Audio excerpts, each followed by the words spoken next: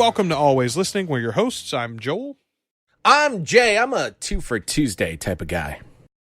It's Taco Tuesday. Well, it's not, we say that. We release this thing on Wednesdays, so who cares what kind of Tuesday it is, Jay? It's tomorrow already when you're listening to this. I was just saying I'm a 2 for Tuesday guy. You're a 2 for Tuesday guy. There you go. Okay. Yeah. Well, I'm all about a value, my friend. Speaking of value, we got a lot of valuable podcast industry info for you today as we prepare for Podcast Movement coming up in a couple of weeks. You and I were just saying off the air, seems a little bit like a slow news week. It does seem like people are kind of stacking up things to make that big splash at Podcast Movement. Most of the big companies will be there, of course, and they'll likely have some new announcements. Almost everybody will have something new to promote and push during that week. One correction or update, I guess, from what we covered last week, Jay. We talked about the Apple Podcast categories and how they weren't showing up anywhere, effectively. They had just disappeared altogether from the app. They are back. Our long national nightmare is over. Yes, they're back, and the Apple Podcasts have really taken a different look now. There's a lot of different changes. For one, new and noteworthy is only on the front page. It's no longer category specific. So there's that. The different subcategories to the major category. So for instance, we've talked a lot that I'm a sports podcaster. My show is specifically football based. You actually have to scroll through the sports category down the page to find the football subcategory. They don't have a drop down menu to go specifically to those subcategories. I wonder if that will change when Catalina, I don't practice Catalina. I'm going to do that every single time. I don't know if that will change when Catalina comes out. I hope it does, because that was obviously a little bit more effective way I found to go through the subcategories. You can't find my show anyway on any of the top charts, which is frustrating and annoying. But the categories that I am in are all on the bottom of the page, and I also know that people do not scroll through stuff. So it's still, we talked about 32,000 people we're going to get. We're going to get some new promotion based on these changes, and that might be the case, but ultimately the way that things are laid out currently in the app, it's probably a little overblown.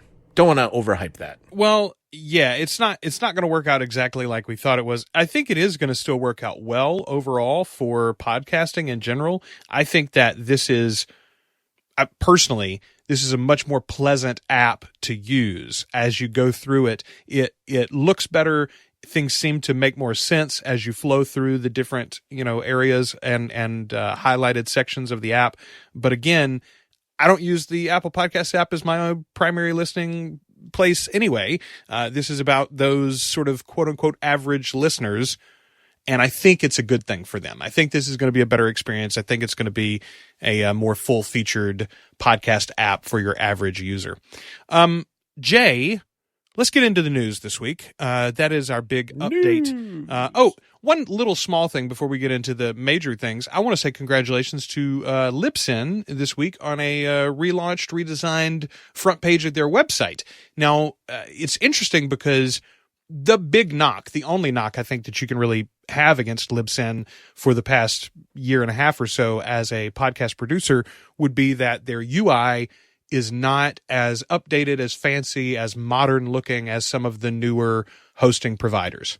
That they have not been quite as fleet with redesigns, as swift to catch on to current trends in web design and things like that. That is apparently coming down the pike. Elsie Escobar on the feed, their official podcast, was mentioning in the last episode that there were some behind the scenes changes, things you're not going to notice, but a bunch of that was in prep for a large sort of I don't think it's 2.0. I think it's like 3.0 or 4.0 of Libsyn, but a whole new overhauled back end. And I think this front page design is indicative of what we're going to see. I think these are all of a piece. If you look at their stats redesign that happened a while back, and you look at this front page, those sort of go together. I think there's probably going to be tweaks on the stats page as well to match the overall feel. But you can see it kind of coming together. So kudos to Libsyn for getting with it and for updating. I know that's not easy to do, particularly when you think about all of the back end. Yes, I mean, like the massive amount of data that they're pumping through their system, not just on a daily basis, but on a momentary basis, like a moment to moment basis. And the fact that none of that can fail or downgrade, et cetera, while they're also trying to make changes. I can understand why it can be, a behemoth to work with. And think of this, Joel. I sort of liken it a little bit to podcast editing, not 100% to that, because most podcast editors who are using some sort of digital audio workflow, they get used to a certain DAW. And when they work on it for a long time and then they try to work on another one, while there might be some things that the producers of this other DAW have decided are easier, because you're so used to the other workflow, it becomes difficult to sort of make that change. And I would sense similarly with any sort of update of the UI, while they might make a change that makes it seem like this is going to be a lot easier to do moving forward, you've become accustomed to the way that you've been doing it for years, and now you've got to make a change to your workflow. That's not going to be easy. Their support team is definitely going to be stretched thin during that period of time, but ultimately it will be for the better. Absolutely. And I like the new look. I think I'm going to like the new back end. As much as I use it for clients, I am very hopeful that it is, whenever they update it, that it's an improvement, not just a redesign. So I don't mind them taking their time to get it right. Pod, if I ask you who was the biggest name in podcasting, who would you have guessed? Now, you and I know this information. You sent it to me a couple of days ago, but who would you have guessed last week was the most well-known name in podcasting? Podvader. Yeah, but after him, of course. Okay. After Podvader. I actually would not have guessed this one. I would have guessed Adam Carolla. But I guess Adam has sort of taken a back seat here to the number one gentleman. I think Adam is one of, if not the best known within podcasting. But I think Joe Rogan, who is the spoiler alert here, the actual name as found in this article, I think it makes sense that he would be the top recognized name overall for podcasting. If you had asked me last week, I might have said Marc Maron. I think about the combination of his TV show that is sort of based on and around the podcast, and then also the idea that he was not a no-name comedian, but a very low-level comedian prior podcasting, and then because of the show, he's expanded and his brand is sort of well-known. And now, he can do comedy specials and he can sell out comedy events, et cetera, et cetera. He's, a working actor now on a regular basis as well. All of those things came because of the podcast. And so it might seem to me like if you'd asked me a week ago, I might have said, well, it might be Maron. Joe Rogan makes total sense though. And you and I talked about it last week in that Joe is one of those names that is almost bigger than the actual medium. The idea of podcasting is what people know from him. They know that he has that show on YouTube. They know that this guy that used to be on, news radio and that does the UFC that they don't really watch, except that lady knows that he has a podcast. Now, if she knows what a podcast is, that's a secondary question that's not asked in this article. Coleman Insights, by the way, is the one who put this out. But they do know what a podcast is, because the study is of 1,000 18 to 64-year-old monthly podcast listeners. Good point. Which was conducted in May 2019. Now, it's only 1,000. I would say the sample size is probably too small. But basically what they asked them is to name as many podcasts as they could think of, regardless of whether they listened to them or not. And Joe Rogan was mentioned by 14% of all the respondents, which was number one by quite a bit. Serial was in second place at 6%. Now, this is, again, of only 1,000 people. So you can do the math. What is that? That's 140 people? Ish. Yeah. Yeah. So it's about 100. So it's 140 people out of 1,000 named the Joe Rogan Experience, whereas only 6 named Serial. Interesting thing to me there is This American Life is the only one of these shows that has regular radio rebroadcasts. That's interesting that, again, like a general survey Daily like does. this. The Daily has regular radio broadcasts now, too. They run on NPR as well? Yes, in the evening. Huh. I did not know that. That's interesting. I think it's at 5 p.m. So, yeah, I think this makes sense though. And it shows, I mean, and look, this isn't really available for everybody, but it shows one reason why the entertainment world is so enamored with podcasting, I think, because people like Joe, people like Marc Maron have completely changed their reputation and status in Hollywood without the approval or help or acceptance of any traditional, like nobody helped them do this. Mark and his producer just did it. Joe and his group just started putting out the show. You know, nobody has oversight over what he can say or what guests he has on. And because of that, he can be completely Joe Rogan. Marc Maron can be as Marc Maron as he wants to be. And yet they've built that brand to the place where they can take that back into mainstream projects. I mean, Marc Maron was on Glow, continues to be, right? It's in his third season now or fourth season now. You know he's making good money on that. That will be a springboard. He's had several film projects in the last couple of years too that he just wouldn't have had otherwise. You know, Joe probably never would have left the UFC. I mean, that gig would have been there, period.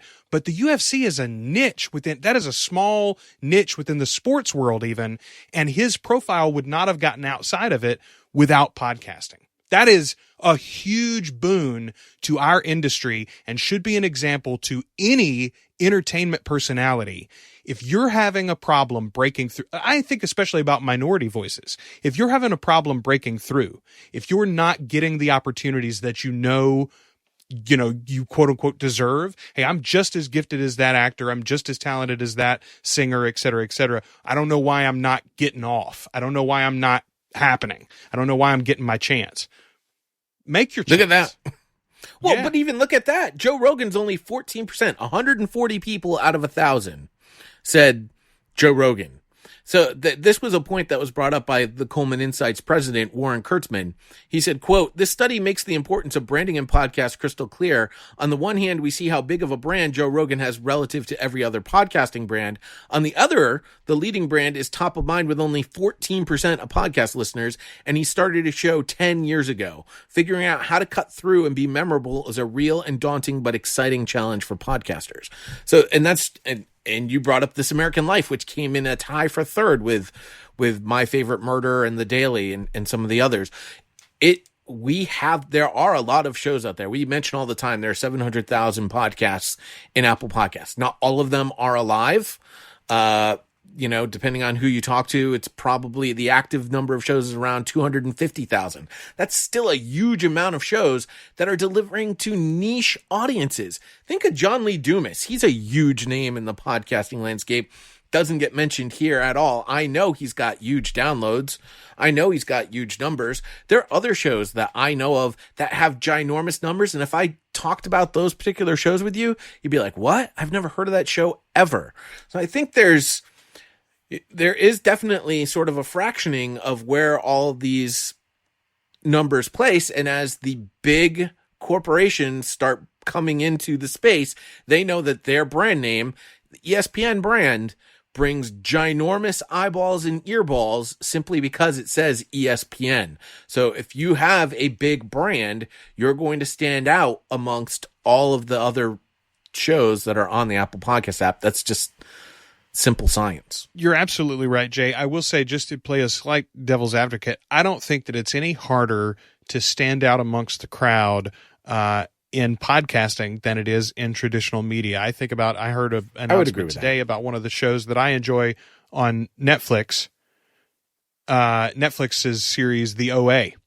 It's just had 2 seasons completed. I think the second season came out maybe the first of the year or something. And they announced today that it's been canceled. They're not going to come back for a 3rd season. There is so much television, and the OA is an amazing series. I mean, it is really like revelatory in a lot of ways. And yet I haven't recommended it to that many people. You know why? Because it's strange. And there are literally a million TV shows for everybody to keep up on a regular basis. Like, you got to be a very particular kind of person for me to suggest this show to you that you're going to enjoy it over all the other things that you have to watch. That doesn't diminish in any way the quality of that content that was produced. And, the cool thing about digital medium, and this is true for podcasting too, unless you're a news format, you'll exist forever. You're there forever, right? So anyone can go 5 years from now, 10 years from now, 20 years from now, and still find value and discover the OA, those first 2 seasons sitting there on Netflix. Same can be true for your podcast. If it's not, if it is evergreen content, that's not true for everybody, I suppose. But anyway, I don't think that it's that much harder for a new podcast to get out there and find its audience than it is for any creative medium, honestly, to find its audience. No, but you're going to have a big head start if you've got a big brand name right off the bat. Yes, you're absolutely. Or if you've got a big brand name that's pushing you as well. Like in the case of the OA, if that was a highly valued thing for Netflix, Netflix could put it on the top of everybody's panel, and pretty quickly the OA would be renewed for a 3rd season, wouldn't it? They didn't do that. They prized other Netflix original content over it.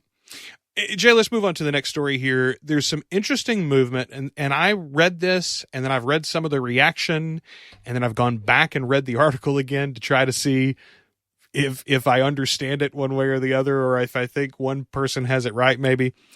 Podsites.com made an announcement on the 5th that they are releasing an open downloads spec. The idea is that this is built on what is there as far as the data understanding and the algorithms, et cetera, in IAB 2.0, but is inherently meant to be open sourced and therefore free to use, available for even individuals to use if they want to, and most importantly, available to add on or to expand and improve over time by the general public. Everybody that's interested can take a hold of this, add to it, grow it, expand it, improve it over time. And the idea is that this could be the answer for that magic pizza shop question, and how do we get to a real apples versus apples analogy? This is a tough one, because this, again, goes back to the whole idea of we need a trade organization, because there are simply companies that will never, ever, ever, ever, ever be able to afford the price tag it's going to take to be IAB certified.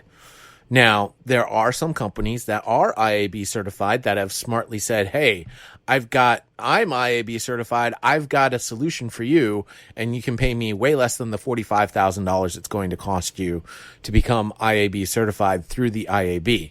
It's tough, man, because on one hand, you kind of have to have that big dollar sign to get everything right? To make it certified, to get the right third party to do the work, to make sure everything is copacetic, so to speak. At the same time, podcasting was founded on the whole idea of it's open, it's free, everybody can come in and join it. I guess what it really comes down to is, are you looking to sell advertising on your podcast or not? If you're not, then the answer for you is you don't care what your download numbers are. You simply don't.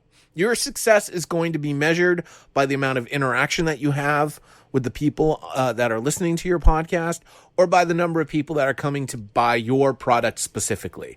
So if you don't want any advertising on your show, you don't care about IAB certification.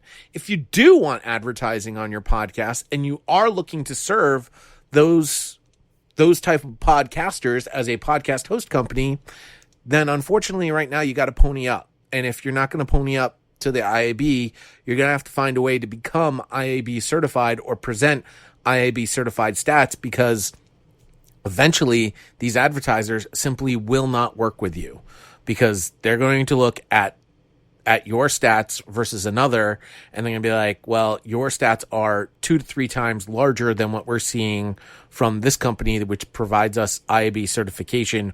We trust the certification. We're not going to trust your numbers.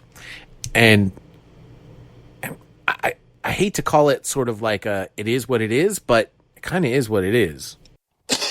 All right. So this got posted in a bunch of the Facebook groups I saw yesterday. And in particular, Rob Walsh was one of the ones that I saw strike back against it. He used some text off of the site. If you go to podsites.com and you click, you go to their homepage, At the top, it says, built for podcasters loved by advertisers. Podsights Analytics is the first product to connect podcast downloads with on-site activity, giving podcasters and advertisers unprecedented insights into the effectiveness of their campaigns. And Rob's statement was, this is not GDPR compatible. It's not privacy compatible, basically. It won't work in the EU because it's against their regulations, and it's stalking of your listeners, which is something that he's been very, very avid against in the recent past, especially because this is something that a lot of different companies are trying to do. Pixel tracking and different things that they're trying to do to be able to better target and understand exactly where these downloads are going. And in some way, I think he overreacts about it. In some ways, I do hear what he's saying. And I also worry about podcasters' ability, and I've said it here on this show before, podcasters' ability to track every single use of the file. I don't think is going to help us create better content. I think it's going to lower CPMs potentially and sort of like a race to the bottom in many ways, like web advertising did generally. My question, though, is James Cridland answers him right back and says, Rob, that has nothing to do with the way that the open download spec is currently built. I don't know enough about the code to argue with either one of them. Right. But I don't think that Rob does either, actually. I think Rob's basing his statement on that line of text, and that line of text is sort of open for interpretation in lots of ways. It is very interesting to me to see how this goes, to see whether it's adopted by any of the smaller companies that haven't yet become IB compliant. And there is no such thing as compliancy. You know what certification. That's the word. I'm sorry. That's the word I was looking for. $45,000 is a lot of money. And what I knew that it was some amount of money. I did not know the number was 45,000. So I also didn't know that it has to be renewed. It's not 45,000 every time, is it? So to become an IAB member, it is a $10,000 yearly membership fee that needs to be renewed. The extra $35,000 in that price, it could be anywhere up to that particular price, depending on how many podcasters you are serving and how much money you're actually making from those particular podcasts. So it's all revenue. The price is all revenue based on how much capital you're actually making that goes towards that price tag. So the price tag isn't necessarily $45,000, but most are probably going to experience that sort of bill. I am all for an alternative to the IAB's system. If that's what it takes to get in, if that's the table stakes, I agree. I don't self-host my files. I have no interest in self-hosting any of my files, but I agree with their central point that the IAB's model immediately says no one that wants to sell advertising is ever going to be able to self-host. That's just not a thing that you're going to be able to do. And because you're not going to be able to pay the IAB certification on your own, no matter what your tech stack is. So I'm with them. I'm down for this. I want to hear more. I want to hear James Cridland explain the code to me. I want to hear James Cridland tell me why this isn't individual user tracking and why it's not a privacy violation. Here's the other problem though that comes from all of this. And Rob brought up this example on the feed talking about a podcaster who claimed that, they could deliver 10,000 unique listeners in one particular local metro area. He went and looked at their podcast and they had 83 total downloads to their podcast, and that was global. So a little different between 83 and 10,000 in one concentrated metro area. They also mentioned that they had 5,000 members on their email list that they could reach out to continue the advertising.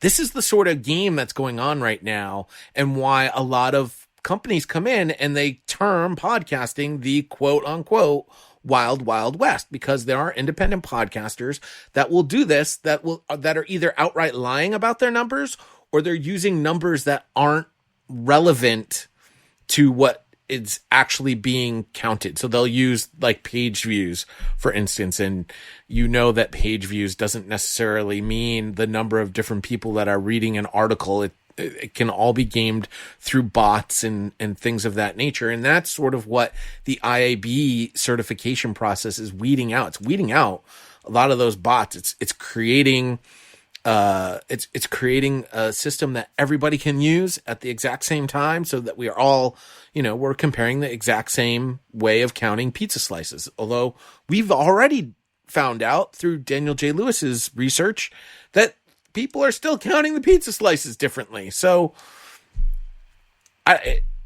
hopefully that this can get improved at some point. Does it have to cost $45,000 per company? I would hope not, but if that's what the answer is right now, then we better start embracing it, or else you're going to find an independent podcaster that's going to go to an advertiser, and the advertiser is just going to be like, hell no, I ain't paying you that. It's very, very interesting. I'm excited to see where this goes. I mean, that's one of their arguments. The Podsite says that the IAB certified companies, two IAB certified companies, could still be as much as 10% different in their counting of downloads. That's pretty significant when you're talking about millions of downloads potentially. Let's move on to the next one, Jay. Pandora's CEO, who is also SiriusXM CEO, he is all about the podcasting. He likes going to flea markets. Or at least apparently he loves going to flea markets, because he said that podcasting is quote unquote like a flea market. So that means he loves it, right? Pandora and SiriusXM, they're all in on podcasting, right, Joel? That's what that means? No. Oh. I think what he is offering here is, it's interesting. Everybody wants to be the Netflix of podcasting. He seems to want to be the flea market of podcasting? Well, no, he wants to be the. I'm trying to think of what the example. I guess like the world, not the world. Was it Pier 1? He's the Pier 1 of podcasting. He goes to the flea market for us. You see, the flea market full of 750,000 podcasts, and he curates a small selection of 3,000 podcasts, which you and I are guaranteed to love. You see, he calls the quality for us. That's Pandora's model. I see. Yes. And this does go back to what we were talking about earlier with with 14% of people mention Joe Rogan, 140 people out of 1,000 mention Joe Rogan. So it's still tough to sort of curate your list. How do you find what is the perfect list of podcasts to get the most amount of people's eyeballs when let's take NPR. I would use the NPR. I would just use NPR. Right? Because in that list of people that pointed out shows, Serial was number 2 at 6%. And then you had 4% for This American Life. You had 4% for The Daily. And I guess those aren't, Serial and The Daily aren't NPR shows, but they're NPR-like. They're in the same boat. And you're probably going to get the most amount of eyeballs or earbuds, as I like to say, to that particular type of content than you are for a scattered bunch of indie podcasts that could be a comedy show or a true crime show or a sports show or a business show, or how many different categories do we have now in Apple? Right? So I get what he's trying to say. He just didn't sound nice. This is the thing that you got to watch your words carefully when you're getting into the podcasting space, because didn't Luminary just pull off the same? They didn't have the right choice of words and we all revolted against them. Pandora's getting into this. Libsyn is feeding all of their podcasts to Pandora right now as we speak. And now all of a sudden, oh, well, we think this is a flea market. This is, and it's, ooh. So it's interesting to me. There are a lot of different groups that want different things from podcasting. There is a group of people who want new listeners to discover the current podcasts, right? That's us, podcast producers on a regular basis. We think to ourselves, how do we find new people to listen to our shows? Then there are companies who say to themselves, podcasting is an advantageous avenue for us to pursue because of our revenue sheets, because of our balances. Spotify, Pandora, Apple, I think to a degree, all fall into this category. Their devices or their services are already being paid for, and the more time that they can get users to use those devices to do something that doesn't cost them additional money, is a good thing. So if Pandora can use podcasting instead of music streaming, that's cheaper for them. If Spotify can use podcasting instead of music streaming, that's cheaper for them. I think the same thing is true for Apple on a much smaller scale, because the dollars don't matter as much the individual dollars don't matter as much to them as they do for Spotify. But it still matters to Apple that the music service become more and more profitable over time. And podcasting is an avenue that they can sort of make that true for themselves in one way or another. So I think it's just like different groups pulling the narrative in different directions. And all of these things are true. We do want more people to listen to podcasting, period.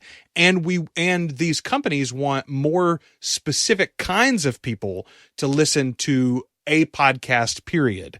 And they don't care so much about the overall pie of podcast listeners growing. They want more people, they want more of their customers listening to podcasts through their apps. That's the only thing that matters to them. And so, again, it's just like different forces, different desires, I think, pulling in different directions. Many of them, I think, work in tangent together in different ways. Like, I think those are not necessarily in competition, those forces or desires. I think those are sort of all generally pulling towards the wider understanding and acceptance and use of podcasts in general by the mainstream public. So that's a good thing, I think. By the way, we talked last week about the cost of radio transmitters and how radio is just going to find that distributing things digitally is a lot cheaper than buying a giant antenna. How much do you think a satellite costs? Oh man, Joel. And I've thought about SiriusXM well, and not only that, Jay, but the audio quality would likely improve as well.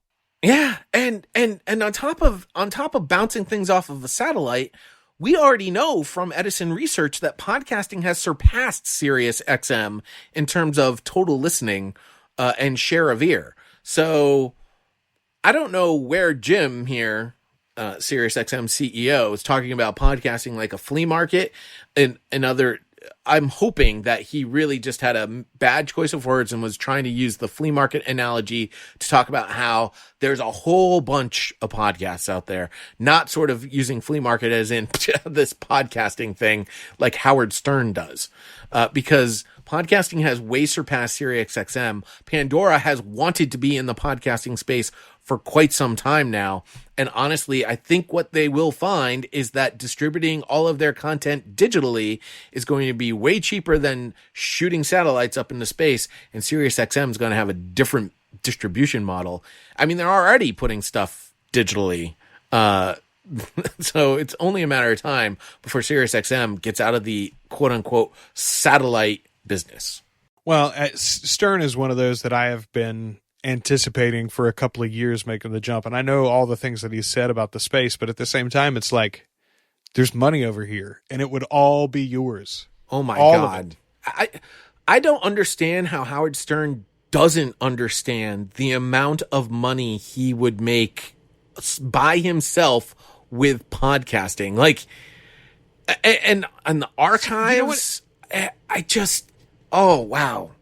Think about the years that he's been gone from terrestrial radio, and people, a lot of people obviously paid for SiriusXM so that they could still listen to Howard Stern. And that was literally all they wanted. They didn't care about all the other channels. They just listened to Howard 24/7. Now they could pay Howard directly, and all Howard has to do is put up a website. Like, I don't understand how Howard doesn't get this. He'd be making billions of dollars. What it says to me, Jay, and I actually said this a couple of years ago, the last time that he signed a new contract with XM. I said then, it says to me that he no longer has the drive that put him to where he is. He's in a different stage of his career where the idea of managing all that empire personally, as opposed to just cashing the check, is not as interesting. Like, it's not like he's got billions of dollars. He's well taken care of. He's well taken care of by the corporation. Like, it's if it was aggressive, the relationship was negative at all, I think he would have bounced. It's a positive relationship for him, that they take very good care of him. But the idea of taking on the extra headache or risk is not something that he wants anymore. And it's interesting because, like, I never thought, I mean, I'm not a huge Stern fan, but it just seems like that, like boldness and like rebellious nature is so key to the personality that he puts on. And yet I don't think it's there in his actual person anymore. I think he's comfortable now. He doesn't, Yeah. he's got a kabillion dollars. He doesn't need a kabillion more. Although I'm sure everyone would love to have a kabillion more if they already have a kabillion, but but you're right. He's comfortable and he doesn't need the headache. Let SiriusXM deal with the headache. And by the way, I know a lot of his value is in the SiriusXM stock. I'd sell it. I mean, we've been talking about buying Libsyn. Sell your SiriusXM. Sell. Jay, speaking of, let's move from one streaming giant there in SiriusXM and Pandora to another. Spotify made some announcements about their revenue and their subscriber base. 9to5Mac has the article here. Spotify paying subscribers hit 110 million by the end of June. That's up 31% year on year. That compares to 60 million Apple Music subscribers as of the last number that Apple revealed, which was also in June. So Apple Music still about half as big as Spotify. However, as we mentioned earlier, Apple Music is a tiny fraction of one portion of Apple's business. It's rolled into that services revenue, which, by the way, is up and up and up for the first time in, I think, something like 7 years. This last quarter, the iPhone was less than 50% of Apple's business. And one of the big reasons is because the growth of the wearables sector, featuring like AirPods and the watches, and the service sector featuring things like Apple Music. So Apple's doing well here too, but they're half as big, basically. Their music business is half as big as Spotify's. However, here's the interesting thing to me, Jay. This number, this total paying subscribers, includes a lot of folks that are on the 3-month promotional deals, so that you got 3 months for 99 cents a month. It also includes, of course, student and family deals that are rolled in there as well that lower the individual user price point. So if you look at their revenue per average user, the average revenue per user, ARPU, that's 4.86 pounds or $5.42.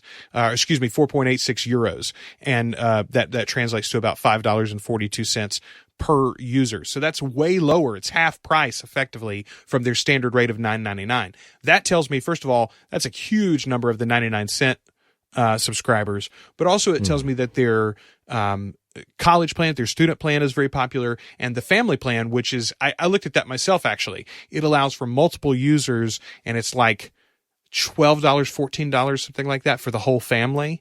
And so effectively I would get 6 users then at $15, breaks down like $3 a piece or something like that, $2 or $3 a piece. So that would lower that number too. I find it hard to believe still. These are great numbers. These are all up, obviously, year over year. That's awesome. I find it hard to believe still that this is a business in and of itself, as large as Spotify appears to be in our minds and in our industry especially. When you look at this, you're just like, I don't know, man. Every time Apple sells an iPhone, it's several $100s, right? And they don't ever have to worry about me doing anything else with that iPhone. Spotify's got to keep me to keep even that $5 or whatever it is coming in a month. That's scary ground to be on. But, I mean, they are pushing. They are aggressively pushing to maintain this lead and to continue to grow it to the place where they're dominant enough that it makes sense. Well, we talk about people that get it in podcasting. Daniel Ek, the CEO of Spotify, gets it. We talk about all in. He is definitely all in on podcasting and understands where his revenue is coming from. Now, some of the things out of that earnings results, their revenue is up 31% year over year. So you already mentioned that. Their podcast audience grew 50% quarter on quarter and has nearly doubled since the start of the year, which is also very interesting. So more and more people are listening on Spotify. We see that all the time. I know Voxnest has reported there's a number of different countries where Spotify is the number one podcast destination versus Apple in other countries. A lot of that has to do with the presence of Apple phones in those other countries. Obviously, that's something to be taken into account. But Daniel also had some of these things to say to the investors when he was asked questions here about advertising, saying the tech stack in podcasting today is embedded in RSS feeds. They don't know anything about your likes or dislikes. It's like an FM radio ad. Maybe best you know something about the demo of the audience you're delivering against. And that is something that Spotify can obviously do because they've done it already. They have all your information based on who you are while you're listening to their app. So they know how to deliver this type of targeted advertising that advertisers are begging podcasters for whatever reason. They're not begging radio stations for, but they're begging podcasters for it, and Spotify can deliver. And now if Spotify can scale and become a huge competitor, much bigger than the 5 or 6%, whatever it is that we learn from Rob Walsh over at Libsyn, wherever their spot is as the number 2 listening destination, something could be happening there. And it sounds like they're turning on their money tree, but it may not necessarily be for us. It's going to be for them, and they're going to benefit tremendously from it.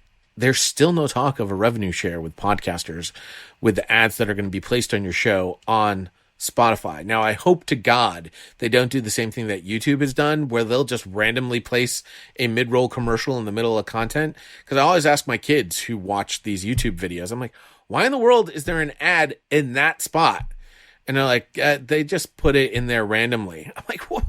That's the worst possible spot to put the ad. Like, wait until the segment is over, then place the ad in this spot where you're making the transition. He finished game 1, he's going to game 2. Put the ad, boom, right there. That makes perfect sense. You can do that on a lot of these other places.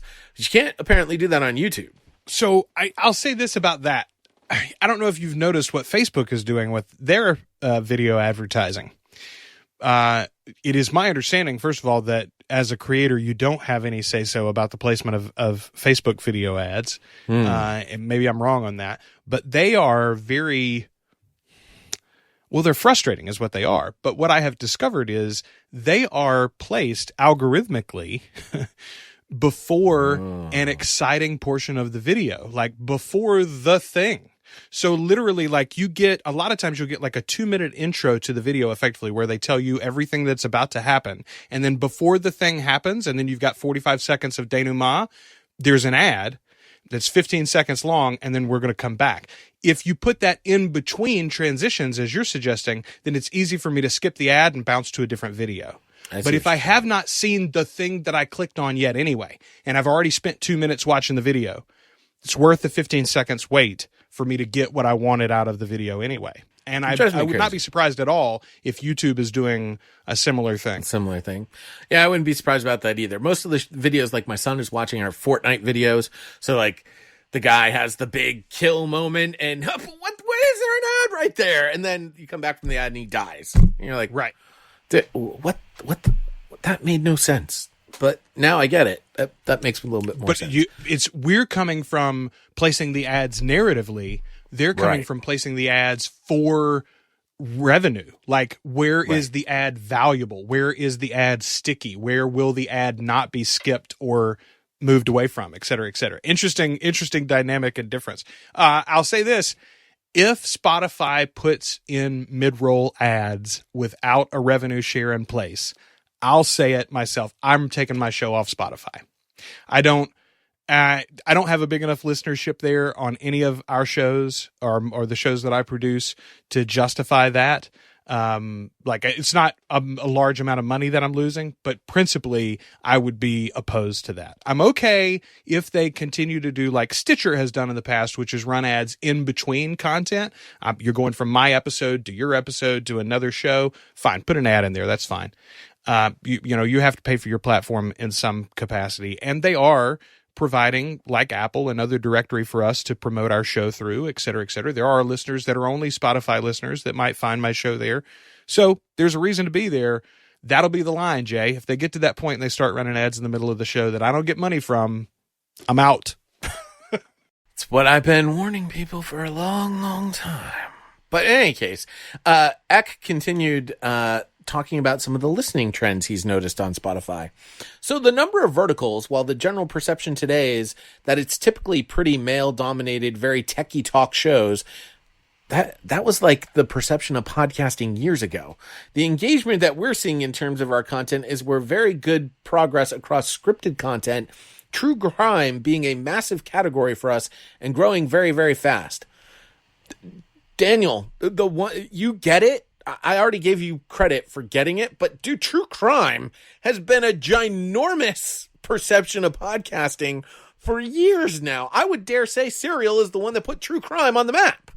Yeah, well, no, absolutely. I mean, there were lots of true crime podcasts before that, but the reason why your grandmother started a true crime podcast is because she heard about Serial. Like that happened. That was the first podcast movement. Right? Was 2014 something like that came out? Yeah. I mean, it's half a decade now, at least. Yeah. Like, I would definitely not. I mean, podcasting, as we know from medicine research, is still actually male dominant, not by much anymore. There's definitely more female listeners. It's not techie talk shows. I don't know where he gets that from. As a matter of fact, as we were talking earlier about, think about where we are today versus where podcasting was back in the day and some of the names that we knew. Do you ever hear anything about This Week in Tech anymore? No, it's exactly what I was thinking. Twit was one of those that was like a huge deal in the beginning. And among, like, in my little circle online. And Leo Laporte. Yeah. Like, he was a big voice in podcasting. And Leo is still a big deal for my little circle online. But again, I run in those tech circles. I am an Apple aficionado. I listen to a ton of tech industry shows as well as, these other genres that I enjoy. If you're outside of that realm, that's like you talking about Adam Carolla earlier, though. I feel like Adam Carolla once upon a time was huge because the podcasting industry was very small. I feel like the vast majority of these people who came in, for instance, because they had a particular interest in true crime, for instance, have they ever heard the name Leo Laporte? Have they ever heard the name Adam Carolla? I mean, maybe Adam because of MTV, but probably not, is my point. Like, on a smaller scale, I will use myself, and I do this as humbly as I can. There are circles I'll go in. If I say Pod Vader, they look at me funny, like, why do you have such a silly nickname? There are other circles. At the last podcast movement, I was going to buy lunch at one of the Philadelphia market there, and there happened to be a gentleman who was standing next to me. And he's like, "Do you mind if I get a selfie with you?" And I was so honored. I was like, "Of course." I'm just a dude buying a burger at this stand. Absolutely, I'll take a selfie with you. It's just, depending on what type of genre podcast you're in, you're going to recognize different names than not. And Pod Vader in the sports circles gets recognized way more than if I reach out to parenting podcasters. Yes. And then that makes total sense. We've all got our own little fiefdoms. Jay, why don't we, there's one more article here, but why don't we kick that one off to next week and let's go ahead and do our currently listening. Make this one a little bit shorter episode as it's a light week for news. Last week, you and I both had some nostalgia. You did a wrestling show. I talked about Cheers Weekly, which I am enjoying thoroughly, by the way. I'm almost finished with their first season of podcasts, and it is a very good show. In fact, it's turned out to be. This week, it's some more nostalgia for me. I discovered a podcast. I think I had heard about this podcast once upon a time, and then I'd been like, oh, yeah, that'd be cool, and then I hadn't gone and looked. But this week, I saw an article about an R.L. Stine book series called Fear Street. R.L. Stine, one of the young adult fiction novels from my childhood. Of course, he wrote the Goosebumps series. He had a little bit older series called Fear Street, which is, I don't know how many books there are. There are a bunch of them, but all of the events of those books take place on, imagine it, Fear Street, named for the patriarch. There's this big mansion at the end of the street owned by the Fear family, et cetera, et cetera. All right. So this article was talking about that saga in particular and general nostalgia about young adult fiction and horror books in particular. But one of the things that was referenced in it was Teen Creeps, a podcast from two comedians that goes through not only the R.L. Stine books, but all of the young adult pulp fiction from my youth. Their names are Kelly Nugent and Lindsay Katai. As they say, they discuss the YA pulp fiction of their awkward neon youth. I love this show. So I got excited about just the idea of the show existing at all. And the cover for the podcast is very, very cool. It looks like a young adult fiction horror novel. It's awesome. It's the two hosts reflected in a pair of sunglasses, and there's like spattered blood under the sunglasses on a table. It's awesome. I started listening to their episodes on the Christopher Pike series, The Last Vampire, which is one of my favorite young adult series of all time. I read it right in that transition period as I was starting to read adult novels too. And it's like super fundamental to who I am as a reader and in a lot of ways as a person. Christopher Pike was very influential on me as like a, adolescent and prepubescent and postpubescent. It's just very, very influential on the way that I thought as a kid.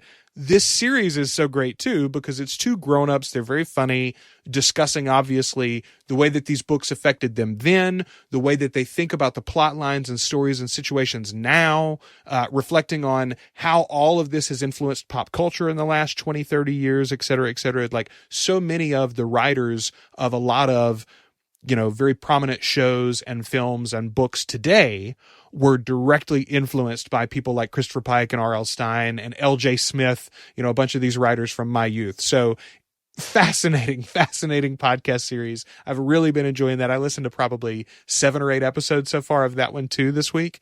And they've got a ton out there. This has been going on for a long time. So if you are like me, a fan of this genre, you've got a really large back catalog to go through. It's in the show notes, linked there. teencreepspod.com is where you can find that. I loved it.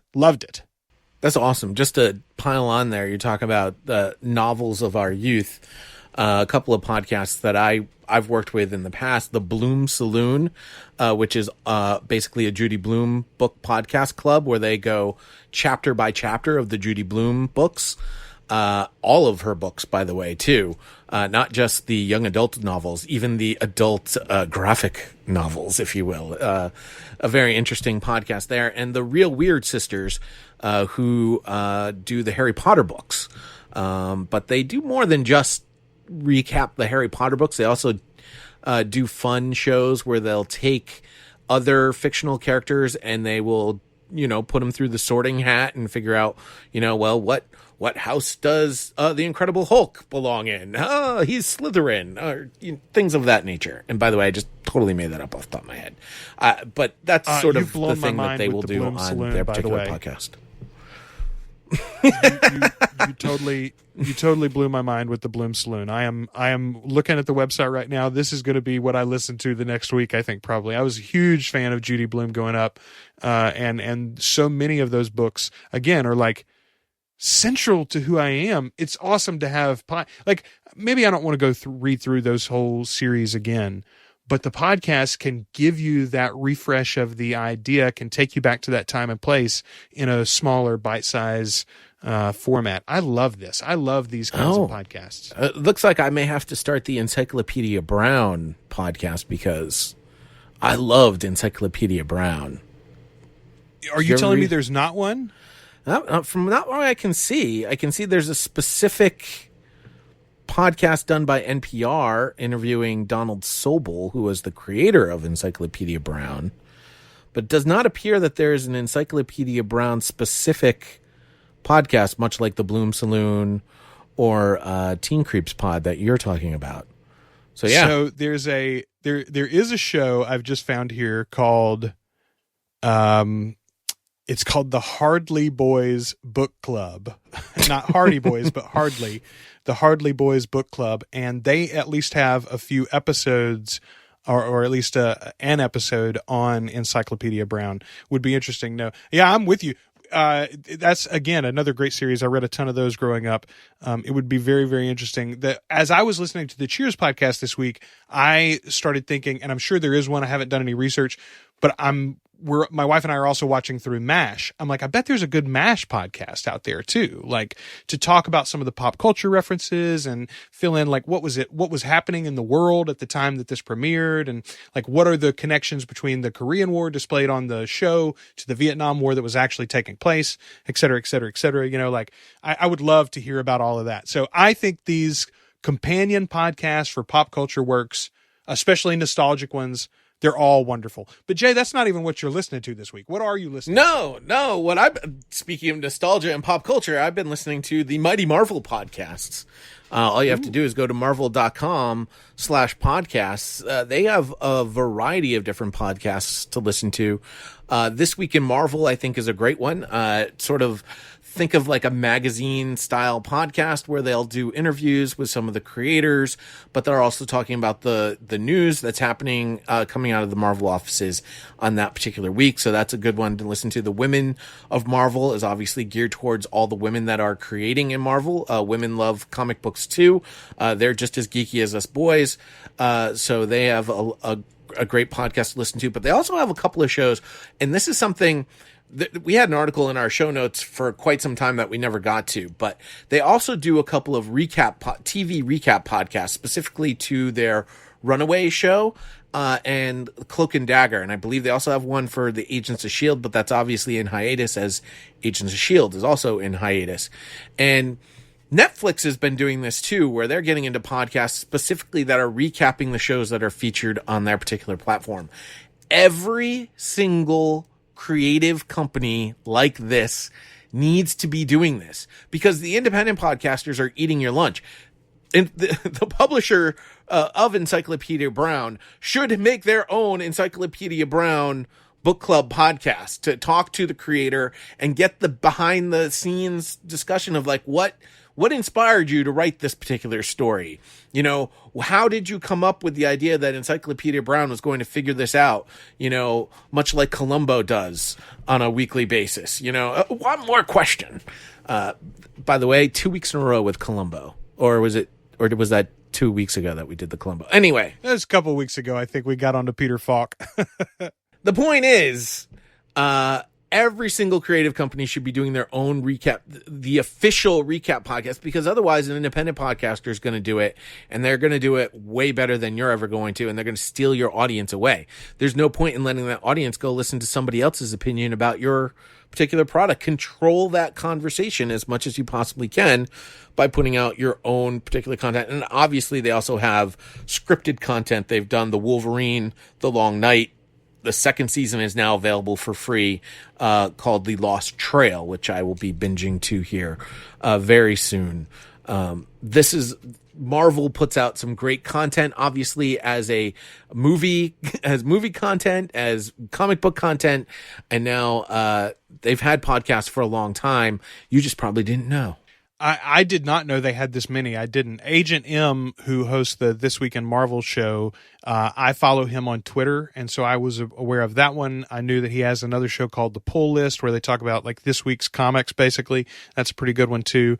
I've listened to that in the past. He does a great job, first of all, managing there's a lot of their social accounts as well, but also in this podcasting space, he's done a great job. The thing that just occurred to me, I was just thinking about, Jay, how great would a Daredevil podcast be? You think about playing in the audio space with a blind character and being able to showcase his superpowers through an auditory medium in some way.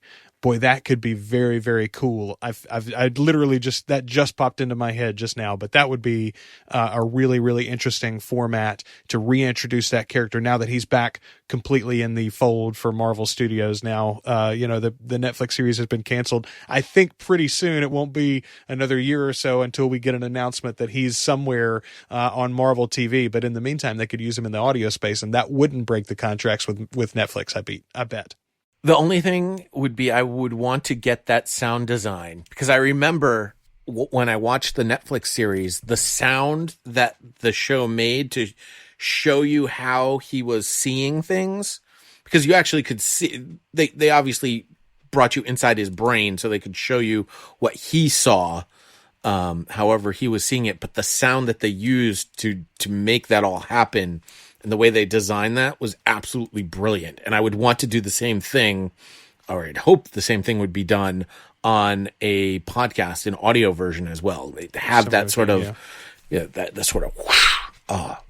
It's that could be very compelling. But they've got You're 100% so many, correct. A blind character being, character being featured. Oh, that's a no-brainer. Wolverine was a good choice too, because you got any character where they play well into the noir detective role, sort of a man alone trying to figure out something, that can play very well in the audio space. It's what we've already seen a lot of other audio fiction do, and I think that's a trope or a genre that's well tread and easy to access or adapt into that format.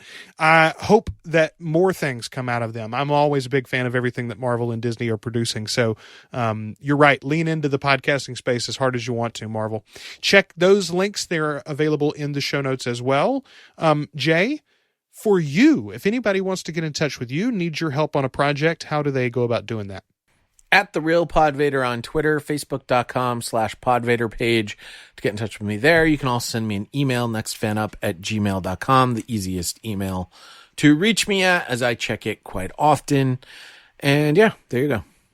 Joel, how about you? Yeah, you can find me at The Rogues Life on Twitter, or all my other stuff is linked at my website, propodcastingservices.com, where you can also find this show and all of the archives thereof. Not only do we have, you and I've got 26 episodes or so now where we're talking about the podcast industry, but before that, Jay, there's like 120, 170, I don't know, there's a bunch of them, reviews. Josh, Shirley, and I, my former co-host for this show, we've got a ton of podcast reviews to help you discover your next favorite show. A lot of those maybe aren't so time sensitive. For instance, I was looking through the archive the other day. We talk about the BS Report, which of course Bill Simmons, I think, has on 3 different networks since then. He's moved around a bit already, but once upon a time he had a podcast called The BS Report. Anyway, I think that archive though is still great, because a lot of those shows are evergreen, just like we've been talking about. They're shows that you can continue to discover into the future, especially the audio fiction stuff and the narrative, the more entertainment, or the rewatch podcast like we've been talking about, pop culture stuff where you're working through a different show or a movie or a book series or whatever. All that stuff's good whenever you decide to come to it. So check out the archives. By the way, there's a guy, Bill Simmons, who totally gets it. Probably a lot of people, unless you're inside the sports world, have no idea who he is, who leaned in heavy on podcasting and created The Ringer basically off of the back of podcasts, not so much off of the blogs that he has available on the Ringer website. It was the bulk of his business was formed off of podcasting. And really, I mean, he did that through ESPN. I mean, he became a name because of the ESPN brand. His great talent, obviously, but he had the megaphone of ESPN to establish him as a large brand. But kudos to him. He took that and walked the hell away with it. He said, no, I'll take that. Thank you very much. In a different way than you look at, like Dan Patrick, for instance, did years before. Dan Patrick made his own network. Bill Simmons did that on a smaller budget with less investment. How did he do it? He did it through podcasting. You could do it too, sir. Build your own house. That's what I say. Build your own house. Make sure it's a badass clubhouse. That's right. All right, Jay. Until next week, we have been your hosts. I'm Joel. I'm Jay, and I am the Night Monkey. And we are always listening. Yeah, I know I ain't seen it all, but I've seen enough.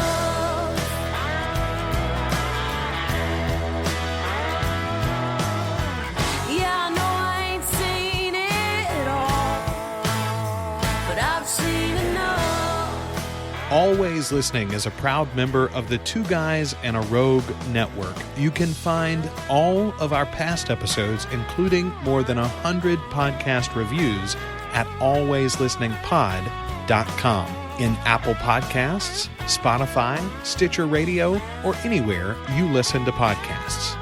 For help on your podcast, visit propodcastingservices.com.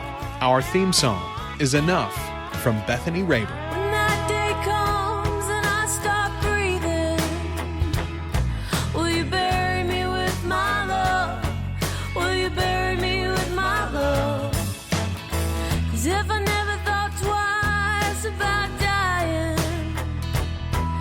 this ain't no life at all.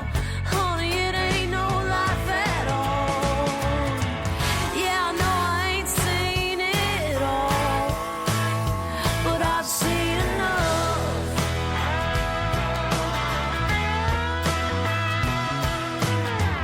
Yeah, I know I ain't seen it all, but I've seen enough.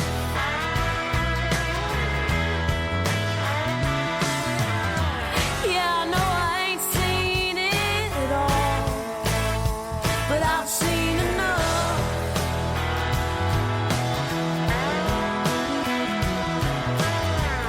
Yeah, I know I ain't seen it all, but I've had enough.